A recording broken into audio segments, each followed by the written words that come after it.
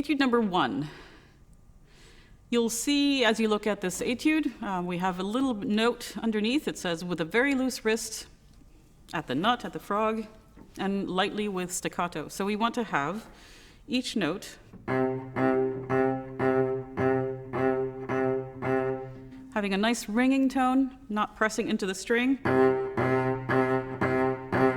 So we want to be able to pinch and release.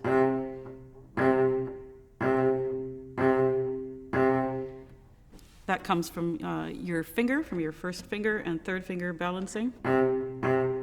We can't do that if our elbow is too low either. So you have to have a tiny bit of angle to your hand.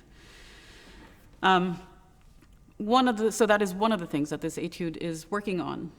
It is also working on anticipation of string crossings. We talked a little bit about the string crossings in the foundations. As you go, from the first 2 notes, we have to go from the G string to the A. We need to have a very different arm height in order to play that staccato sound on the G and on the A.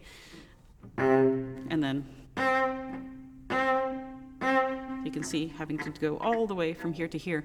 A way to practice that is to play the first note, cross over, and play the second.